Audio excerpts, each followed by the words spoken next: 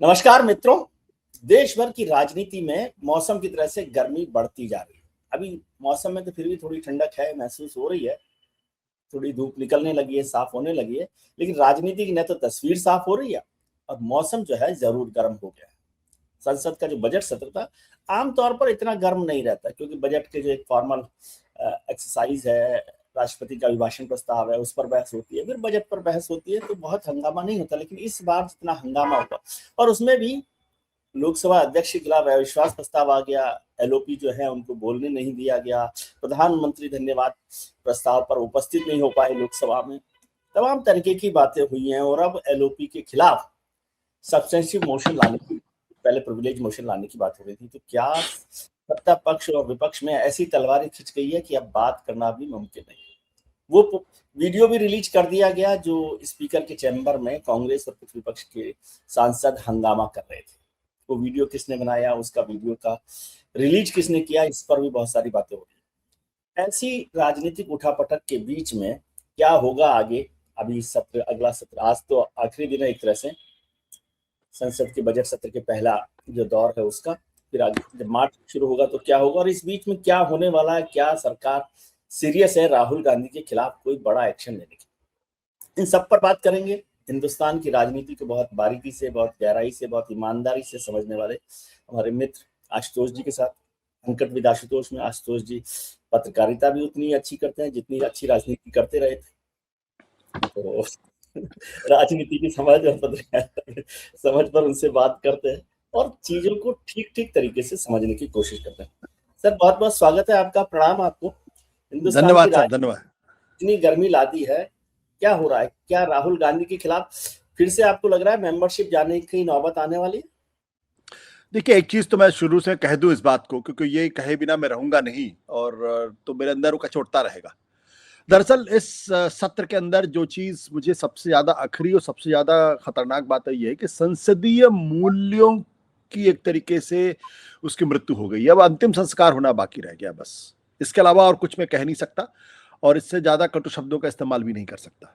जो हालत इस वक्त संसद के अंदर है, जिस तरीके से पूर्व प्रधानमंत्रियों का चरित्र हनन किया गया, और जिस तरीके से चेयर ने उनको ना तो रोकने की कोशिश की और ना ही कुछ हुआ, और जो कुछ भी इस वक्त हो रहा है वो बिल्कुल विशुद्ध तौर पर, कम से कम जो हमारे संविधान के निर्माता थे उन्होंने नहीं सोचा होगा कि एक दिन एक ऐसा समय भी आएगा जब संसद के अंदर पूर्व प्रधानमंत्रियों का इस तरीके से चरित्र हनन किया जाएगा और चेयर मूक दर्शक बना रहेगा, और सत्ताधारी पार्टी के लोग उन पर किसी तरीके का कोई रोक लगाने की कोशिश नहीं करेंगे। और ये बहुत दुखदाई है, और इसमें जो है वो तकलीफदेह है जब देश के प्रधानमंत्री के बारे में स्पीकर महोदय ये कहें कि संसद के अंदर उनके ऊपर अप्रत्याशित हो सकता था, कैबिनेट मिनिस्टर ये कहे कि उनकी जान को खतरा है संसद के अंदर, तो फिर कहां रह गए संसदीय मूल्य, कहां बचा संसदीय परंपरा और मर्यादा? यह प्रश्न मुझे लगता है सबसे महत्वपूर्ण है। सत्ता पक्ष रहे ना रहे, विपक्ष रहे ना रहे, इससे कोई फर्क नहीं पड़ता। संसद बची रहनी चाहिए, संसदीय मूल्य बचे रहने चाहिए, क्योंकि अगर संसद ही नहीं बचेगी तो भारत का लोकतंत्र कहा जाएगा। और मुझे लगता है कि इसमें सत्ता पक्ष जो है वो ज्यादा जिम्मेदार है। विपक्ष को भी मैं उससे अलग नहीं करता हूं, लेकिन सत्ता पक्ष इसमें ज्यादा जिम्मेदार है, क्योंकि वो सरकार में है और उनकी जिम्मेदारी है। और एक चीज और देखिए कि जिस संसदीय कार्य मंत्री की ये जिम्मेदारी है कि वो सत्ता पक्ष विपक्ष के बीच में एक मध्यस्थ की भूमिका निभाए, अगर कहीं आग जल रही है तो उसे पानी डालने का काम करे, वो खुद उसमें पेट्रोल डालने का काम रोज कर रहे हैं। स्पीकर महोदय, जिनसे उम्मीद की जाती है कि वो अंपायर की भूमिका निभाएं, ना सत्ता पक्ष के साथ हो ना विपक्ष के साथ हो, वो पूरी तरीके से इस वक्त सत्ता पक्ष के साथ है। और कहीं भी एक तरीके से संसदीय मूल्यों को लेकर कोई सम्मान की भावना दिखाई नहीं पड़ रही है। अगर यह कहा जाए कि स्पीकर के महोदय के कमरे में घुसकर विपक्ष के लोगों ने प्रधानमंत्री को गालियां दी, स्पीकर को गालियां दी, तो फिर आप समझ लीजिए कि हमारी संसदीय परंपराएं और हमारे संसदीय मूल्य मर्यादा कहां जाकर आके ठहर गई है।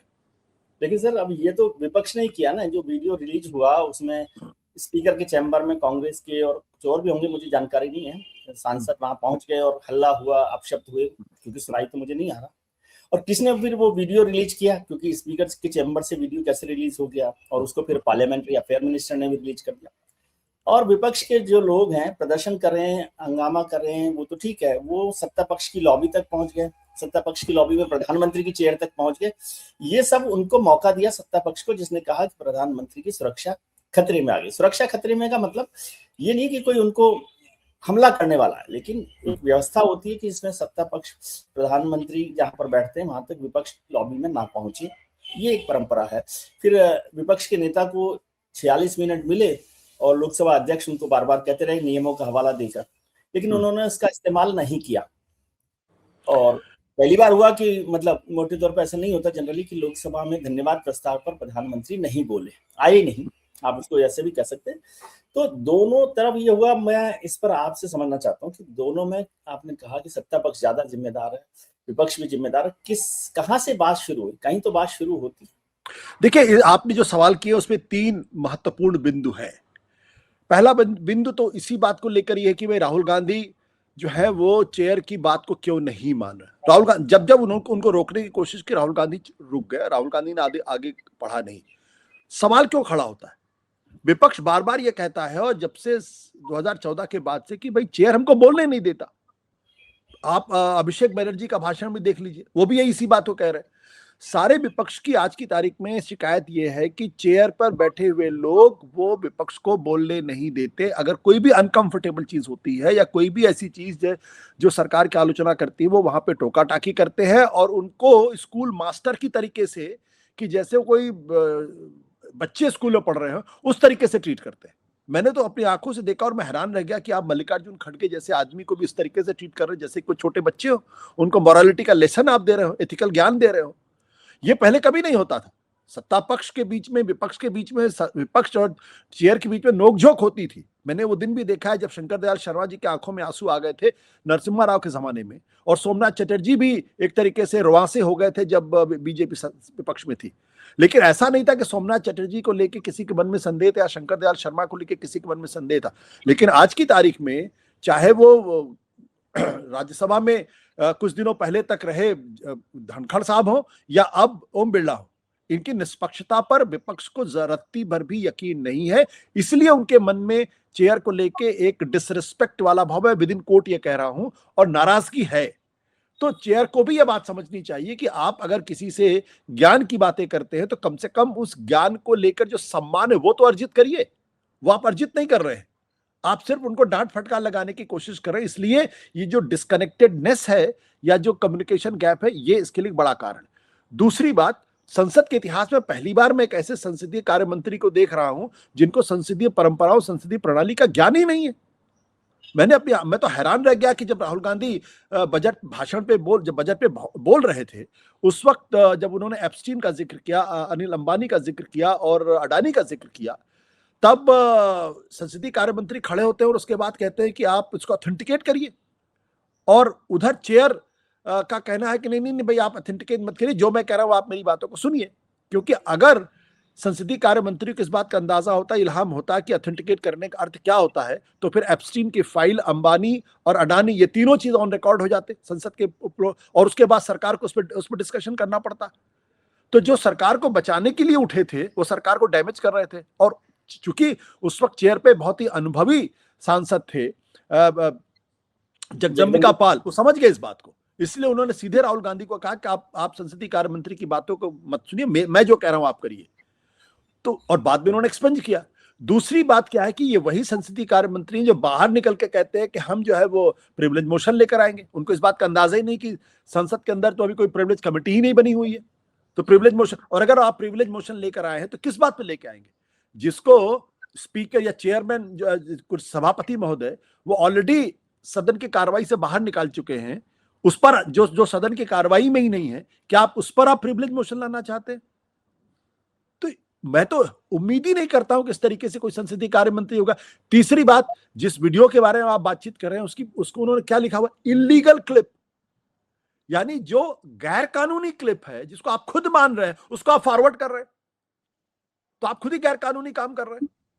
लेकिन उसके बाद भी स्पीकर साहब, कार्य मंत्री ऐसा भी हो सकता है? मतलब मुझे तो हैरानी हो रही कि संसदीय कार्य मंत्री जो, चलिए मैं मान सकता हूं कि आपकी थोड़ी अनुभवहीनता हो सकती है, लेकिन जब आप संसदीय कार्य मंत्री हैं देश के, तो देश आपसे उम्मीद करता है कि आपको कम से कम संसद की मर्यादाओं का, कानून का, बारीकियों का अंदाजा होगा, और आप कम से कम ऐसा तो काम नहीं करेंगे जो इलीगल क्लिप है। और चौथी बात, जो जिस क्लिप के बारे में कहा जा रहा है कि स्पीकर के चैम्बर में, जिसको संसदीय कार्य मंत्री ने पब्लिक किया है, वायरल कराया है, 5 दिन पहले 2 टीवी चैनल्स पे एग्जैक्टली वही वीडियो चला है जिसमें नीचे ये लिखा गया है कि निशिकांत दुबे ने जिस तरीके से भाषण दिया है उस पर महिला सांसद और विपक्ष के नेता स्पीकर के चैम्बर में जाके अपनी आपत्ति दर्ज करा रहे थे।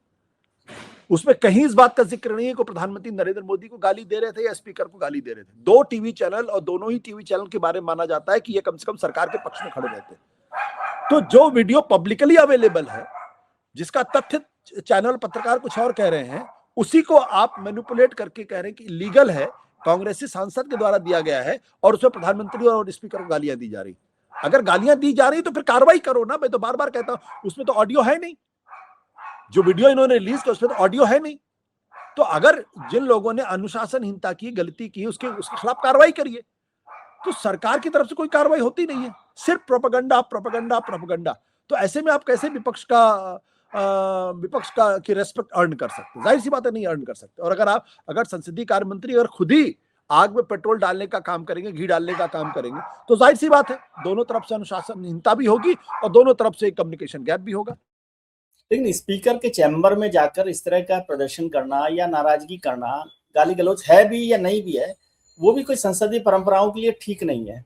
और स्पीकर ने उसके पर कोई सांसदों के खिलाफ कार्रवाई नहीं की। अगर कार्रवाई करते तो फिर आप कहते कि वो तो बोलने ही नहीं दे रहे, कार्रवाई नहीं की। तो कार्रवाई नहीं की तो उसके बाद तो सांसदों को अपनी तरफ से भी सॉरी कहना चाहिए, क्योंकि मैंने कभी नहीं देखा कि स्पीकर के चैम्बर में जाकर इस तरह का प्रदर्शन किया जाए। बल्कि स्पीकर का चैम्बर इसलिए होता है कि संसद में जो गर्मा गर्मी हुई है उसे कैसे सेटल किया जाए, क्या किया जाए, वो स्कोर करने की जगह नहीं है।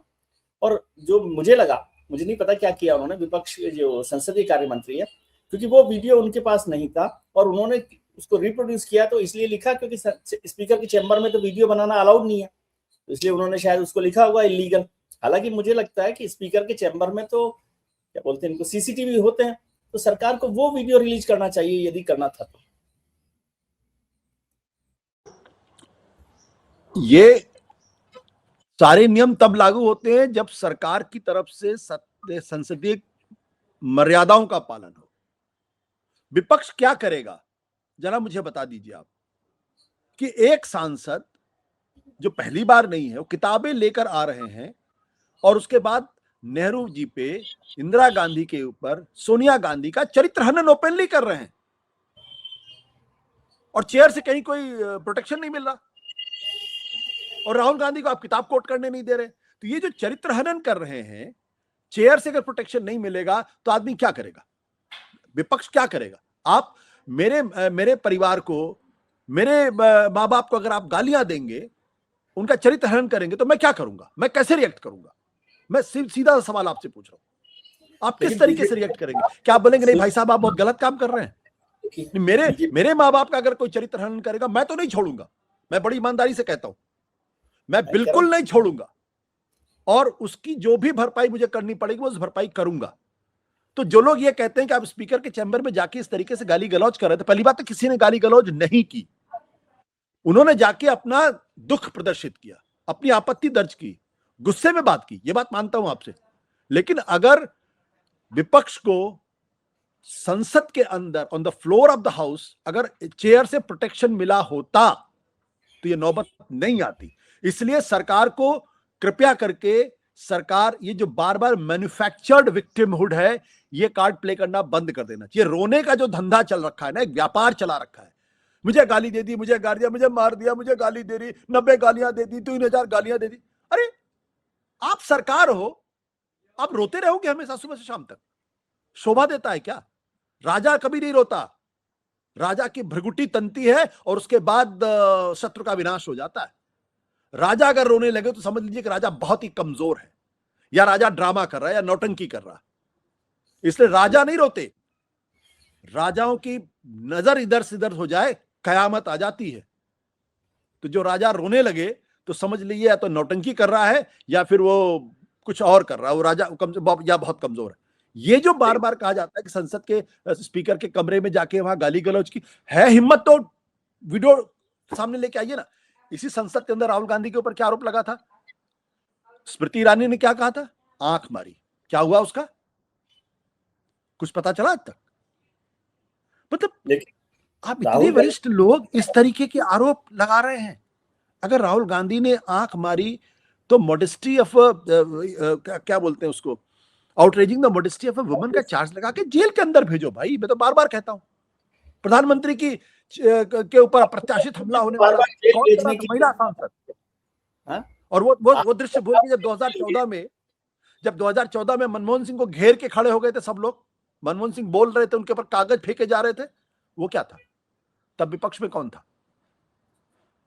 तो ये जो रोना है ना, ये मुझे लगता है कि ये अंतर्राष्ट्रीय स्तर पर भारत की छवि को बहुत खराब कर रहा है। और जो हमारी संसदीय मर्यादा है ये तो खैर खत्म हो गई। मैंने तो कह दिया कि उसकी मृत्यु हो गई, अब अंतिम संस्कार होना बाकी है।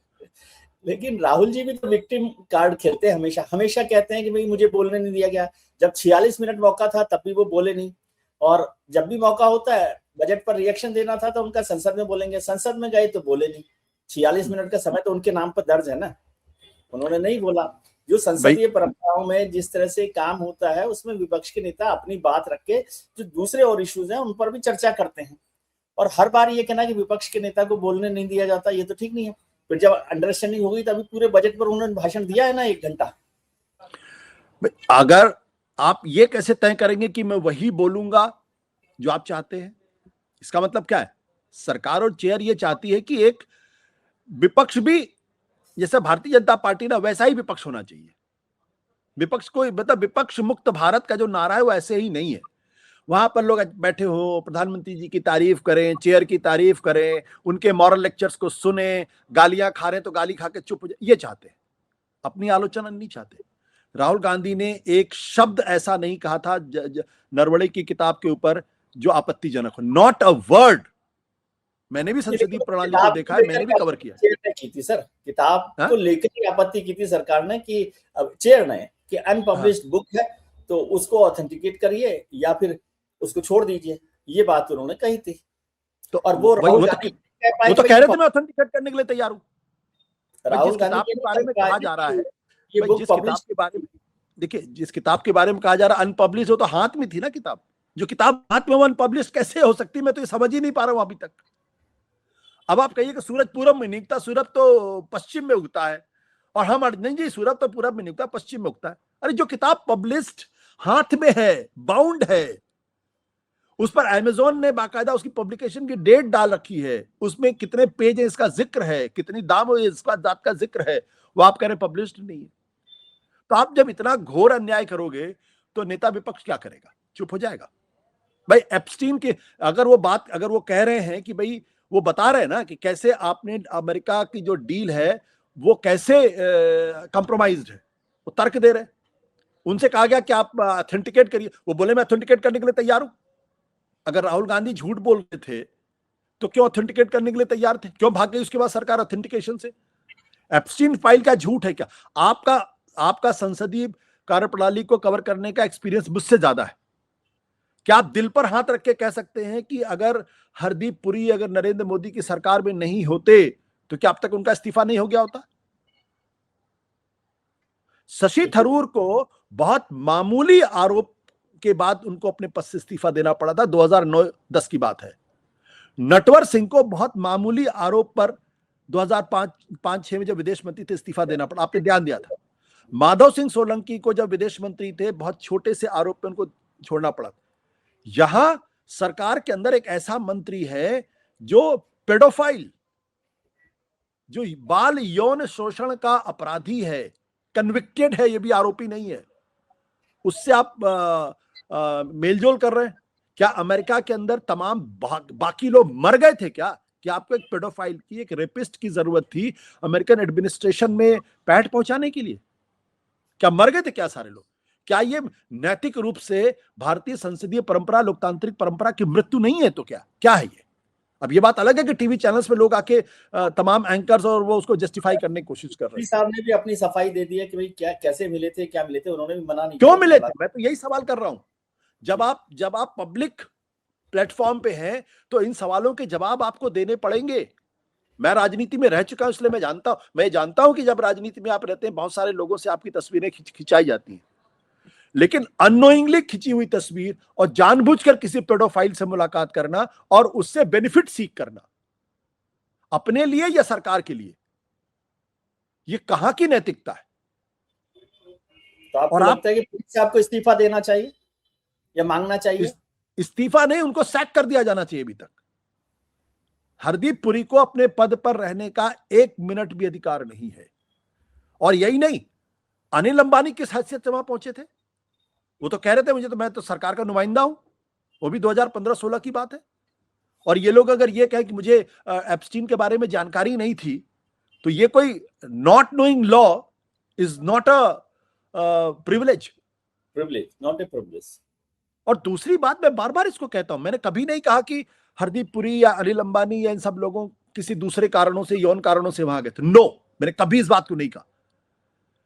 लेकिन अगर आपको भारत की नैतिकता का जरा सा भी ख्याल है तो आप एक पेडोफाइल, बाल यौन शोषण के अपराधी, घोषित अपराधी, जो उसको कन्विक्ट किया गया, जो 13 महीने जेल में रहा, आप उससे क्यों लाइजनिंग कर रहे थे?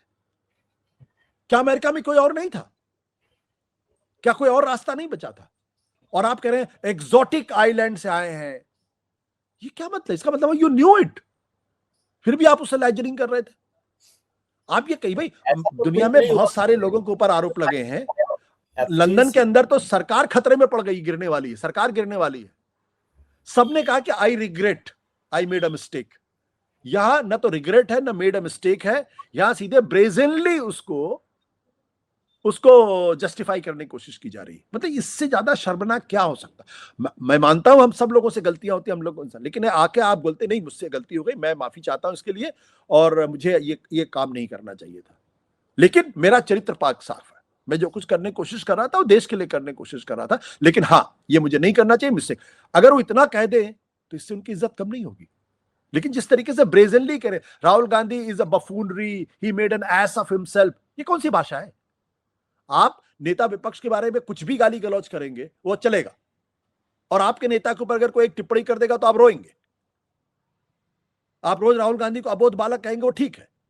आप उनके नाना को, उनके परनाना को, उनकी दादी को, उनका चरित्र हनन उनके सामने करेंगे, क्या ये शर्मनाक नहीं है?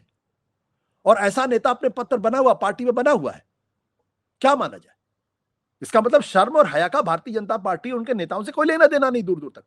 मैं अगर उस पार्टी में होता तो मैं ओपनली रिवोल्ट करता कि जिस तरीके से निशिकांत दुबे ने किया है, मैं कभी इसको बर्दाश्त नहीं करता, और ओपनली मैं कहता कि ये ठीक नहीं है। लेकिन आज बीजेपी के अंदर जितने नेता हैं, किसी की रीढ़ की हड्डी दिखाई नहीं पड़ती मुझे। मैं फिर कह रहा हूं डंके की चोट पे। आप कैसे आप अपने पूर्व प्रधानमंत्रियों के चरित्र पर इस तरीके से अय्याश शब्द का इस्तेमाल करेंगे, मक्कारी शब्द का इस्तेमाल करेंगे? अरे आप बोलिए नेहरू जी, आपकी कश्मीर नीति गलत थी, आपकी वजह से देश का बंटवारा हो, सब ठीक है।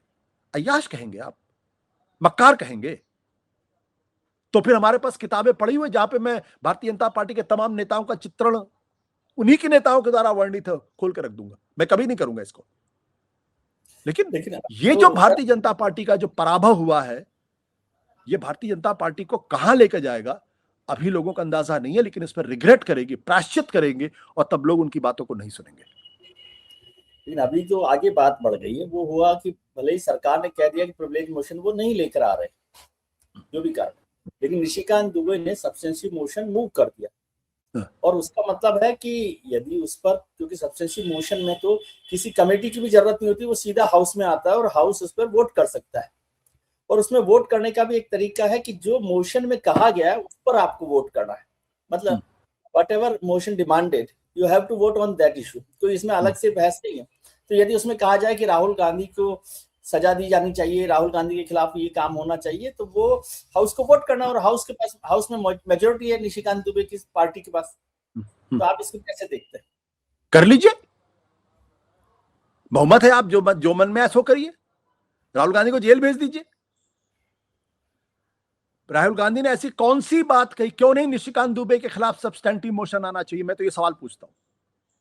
आप जस्टिफाई करते हैं उसको? क्या प्रधानमंत्री नरेंद्र मोदी जस्टिफाई करते हैं? लेकिन तो क्या अमित शाह कांग्रेस जस्टिफाई करते हैं? क्या कांग्रेस के राजनाथ पास सिंह जस्टिफाई करते हैं? राहुल गांधी कांग्रेस ने ऐसी कौन सी बात कही है? मैं कहता हूं, अगर राहुल गांधी ने ऐसी कोई बात कही होती तो स्पीकर ने या चेयरमैन महोदय ने या सभापति महोदय ने उनको रोका होता या नहीं रोका होता? और जब भी चेयरमैन महोदय ने उनको रोका, क्या वो रुके या नहीं रुके? यहां तक कि जनरल नरवणे के पेपर पर भी उन्होंने कहा रोका तो रुक गए। वो बार बार कहते रहे मुझे बोलने दीजिए। वो कहते रहे मैं ठीक है, मैं किताब कोट नहीं करूंगा। उन्होंने कहा कि मैं ठीक है, आप कह रहे हैं किताब, मैं मैगजीन कोट करूंगा। उन्होंने कहा मैगजीन भी कोट नहीं कर सकते। उन्होंने कहा ठीक है, मैं ऐसे ही बोलूंगा। रुके या नहीं रुके? जिरा करते रहे। जिरा करना उनका अधिकार है, नेता विपक्ष है। स्पीकर वहां कोई वो स्कूल मास्टर थोड़ी है स्पीकर महोदय जो कहेंगे। क्या जगदम्बिका पाल ने जब उनको एप्स्टीन फाइल पर रोका तो क्या रुके या नहीं रुके? तो ऐसा कौन सा अपराध किया जिसकी वजह से सब्सटेंटिव मोशन लेके आया जा रहा? हटा दिए राहुल गांधी को, अगर उससे आपको आपकी राजनीति होती है। और यह अधिकार निशिकांत दुबे को तो नहीं है।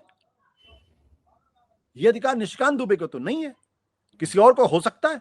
नैतिकता का पाठ और पहाड़ा अगर निशिकांत दुबे बीजेपी को पढ़ाएंगे तो फिर बीजेपी का भगवान ही मालिक है, ये समझ लीजिए। लेकिन ये जो मोशन है ये तो कांग्रेस भी मूव कर सकती थी निशिकांत दुबे के खिलाफ, किसी ने मना थोड़ी किया, क्योंकि सब्सटेंशियल मोशन किसी एक सबको मालूम है कि कांग्रेस अगर मोशन मूव भी करेगी तो क्या करेगी, मैं ये कह रहा हूं।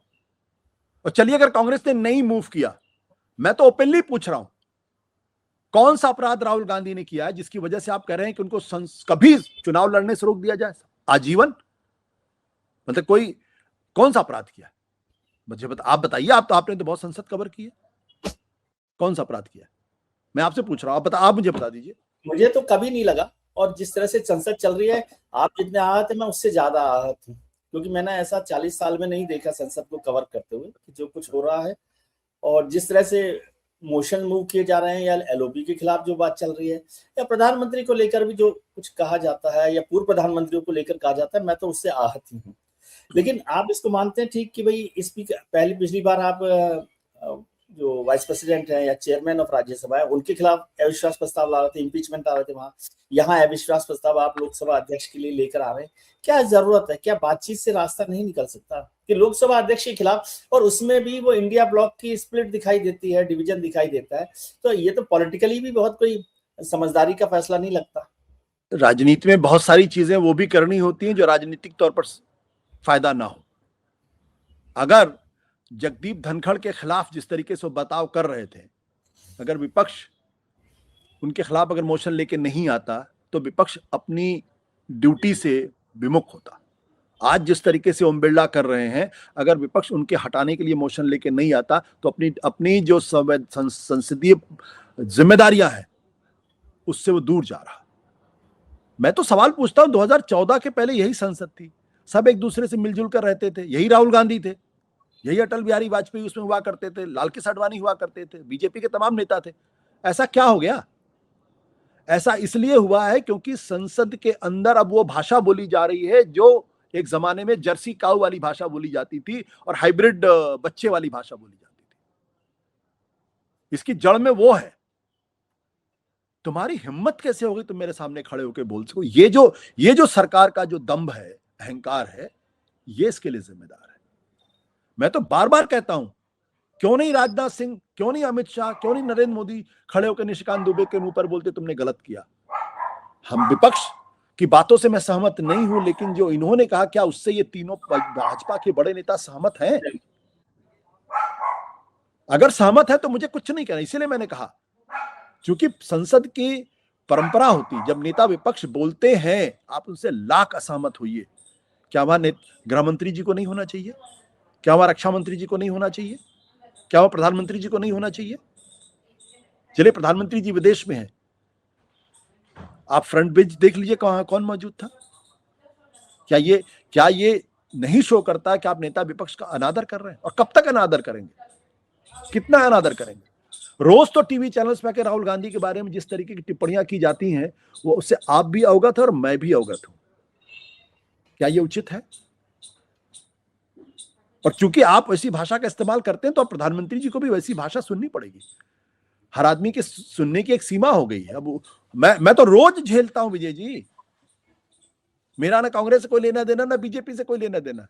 मुझे रोज कहा जाता कि आप दलाल हो, आप एंटी इंडिया हो, आप बिके हुए हो, ये इन शब्दों का इस्तेमाल रोज मेरे लिए। मैंने कौन सा अपराध किया, जरा मुझे बता दीजिए आप।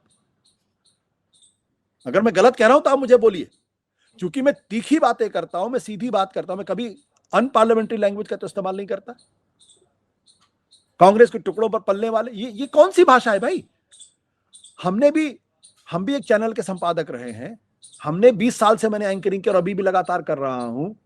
मैंने वो दौर भी देखा है जब प्रणब मुखर्जी और प्रमोद महाजन एक ही टेबल पर बैठ के शालीनता से बातें करते थे। कभी इस तरीके की भाषा नहीं आई है। यही भारतीय जनता पार्टी के लोग थे। आज ये भाषा आशुतोष को लेके, हम जब कांग्रेस की आलोचना करते थे तब आपको बड़ा अच्छा लगता था। आज मैं आपकी आलोचना करता हूं तो मैं दलाल हो गया, मैं पाकिस्तान परस्त हो गया है, मैं बिका हुआ हो गया। यह है असली कारण भारत की संसदीय मर्यादा और परंपरा की गिरावट का, और इतिहास माफ नहीं करेगा। मैं बहुत जिम्मेदारी से इस बात को कह रहा हूं। ये जो रोना धोना है ना, ये बंद होना चाहिए। ये कमजोरी का प्रमाण है, ये मजबूती का प्रमाण नहीं है। सर आखिरी सवाल, अब तो सत्र भी खत्म हो रहा है, आपको क्या लग रहा है कहाँ जाएगी ये राजनीति, किस तरह कुछ से नहीं जाएगी। ये राजनीति भारतीय संसदीय प्रणाली को लेकर डूब जाएगी। बस माई वे या हाईवे। अब तो भारत के संसदीय लोकतंत्र का भविष्य मुझे बहुत अंधेरे में दिखाई पड़ता है। अब हम एक अथॉरिटेरियन सिस्टम में रह रहे हैं। बेसिकली बात यह है, जहां चुनाव होते रहेंगे, जैसे कि रशिया में चुनाव होता है, जैसे टर्की में चुनाव होता है, चुनाव होता रहेगा। और एक दिन आएगा जब इमरान खान, राहुल गांधी को भी जेल में डाल दिया जाएगा। आप देख लीजिए। लोग तो वोट दे रहे हैं, मैंडेट तो आपको, मैंडेट का तो सम्मान करना पड़ेगा। नहीं, मैंडेट तो मैन्युफैक्चर्ड भी होता है। आप इस देश के टीवी चैनल्स को सिर्फ 1 महीना आजाद कर दीजिए, फिर देखिए क्या कहां का मैंडेट आता है। 1 महीना, सिर्फ 1 महीना, ज्यादा नहीं। फिर मैं देखता हूं आप कहां से मैंडेट लेके आते हैं भाई। तो आज आप एप्स्टीन फाइल पर चर्चा नहीं कर सकते। टीवी चैनल से लोग वोट दे रहे हैं, नहीं, इसमें कोई दो राय नहीं विजय जी। ये कहना थोड़ा सा वो है, लेकिन हकीकत तो यही है कि आज टीवी चैनल नैरेटिव बनाते हैं भाई। हम विपक्ष का नेता जो कह रहा है वो, या कोई नेता जब कहता है तो एम्पलीफाई कहां पे होता है भाई? ये जो प्रचार के तंत्र है, वही तो पहले अखबार हुआ करते थे। उसके पहले जो है वो गांव देहातों में फुसफुसाहट होती थी, फिर अखबार आ गया, मैगजीन्स आ गए, फिर टीवी चैनल्स आ गए। वही तो मैग्नीफाई करते हैं आवाज को। जब सुबह से शाम तक उन्हीं टीवी चैनल्स पे जिसको करोड़ों लोग देखते हैं, जब महान है महान है महान है महान है महान है कहा जाएगा, जब एप्स्टीन फाइल पे चर्चा नहीं होगी। हम तो रोज खड़े होकर बोलते थे कि भाई शशि थरूर को इस्तीफा देना चाहिए। हम तो रोज बोलते थे कि फलाने मंत्री को इस्तीफा देना चाहिए, ए राजा को इस्तीफा देना चाहिए। हम तो रोज वहां पे सोनिया गांधी और मनमोहन सिंह की जिम्मेदारी तय करते थे, खड़े होकर कहते थे। मुझे तो कभी कांग्रेस से किसी नेता का फोन नहीं है कि आपने ऐसा क्यों कहा। किसी ने मुझे नहीं कहा कि आप दलाल हो या भारतीय जनता पार्टी की आप दलाली कर रहे हो। तो आज क्यों? आज इसलिए क्योंकि एक ऐसी पार्टी का शासन हो गया है जो अटल बिहारी वाजपेयी, लाल कृष्ण आडवाणी की परंपरा से बहुत आगे निकल चुकी, जिसको सिर्फ सत्ता का नशा दिखाई पड़ता और कुछ दिखाई नहीं पड़ता। माफ करिएगा, मैं तीखी भाषा बोल रहा हूं, लेकिन मैं देश के लिए बोल रहा हूं। ये देश के लिए ठीक नहीं है, ये बहुत गलत हो रहा है। अगर आप निशिकांत दुबे जैसे लोगों को, अगर आप पूर्व प्रधानमंत्रियों का चरित्र हनन करने की इजाजत देंगे on the floor of the house, तो इस देश का भविष्य नहीं दिखाई पड़ता मुझे। और ये बहुत तकलीफ के साथ ये बात कहनी पड़ती है। और हम और आप पूरी परंपरा को, आपकी तकलीफ में शामिल हूं मैं, उसमें बहुत कोई नहीं कर रहा विवाद। ये मैं इसमें आप हो सकता है मैं ज्यादा से ही तकलीफ में हूं। हम आप उस परंपरा के थे, हम लोग इस पीढ़ी के लोग की पत्रकारिता की है जहां किसी से 1 रुपए नहीं लिया कभी। नहीं तो विजय त्रिवेदी जी को हेलीकॉप्टर से नीचे नहीं उतारा गया होता बियाबान में, और आप आज मजे काट रहे होते, 15-20 करोड़ रुपए की आप तनख्वाह पे चल रहे होते, बहुत बड़ी गाड़ी पे। हमको और आपको अपना घर चलाने के लिए संघर्ष करना पड़ता है। हम भी बिक सकते थे, लेकिन किसी माई के लाल में इतनी हिम्मत नहीं जो विजय त्रिवेदी को खरीद सके और मुझे। और यही बात इन लोगों को तकलीफ देती है। चलिए सर, हमारी बात, हम छोटे लोग हैं, सरकारें नहीं छोटे बात। देखिए विजय जी, पैसे से कोई बड़ा नहीं होता।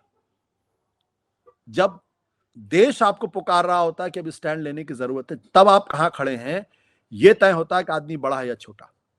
इतना वो मैं जानता सारे हूँ कि आखिर वो विजय त्रिवेदी उन्हें वो खरीदने के लिए अवेलेबल नहीं है।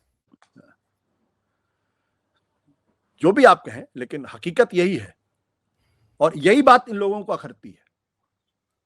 चरण वंदना चलिए, करने वाले लोग, सेल्फी लगा के अपने फेसबुक करने वाले लोगों के प्रति मेरे मन में कोई जरा भी इज्जत नहीं है, जरा भी। मैं उसको पत्रकार मानता हूं जो प्रधानमंत्री की आंखों में आंखें डाल करके सवाल पूछने की हिम्मत रखे, बिना ये सोचे हुए कि उसके साथ क्या हो सकता है। और मैं उस विजय त्रिवेदी जी को जानता हूं जिन्होंने ये सवाल पूछा था और हेलीकॉप्टर से उनको बियाबान में उतार दिया गया था।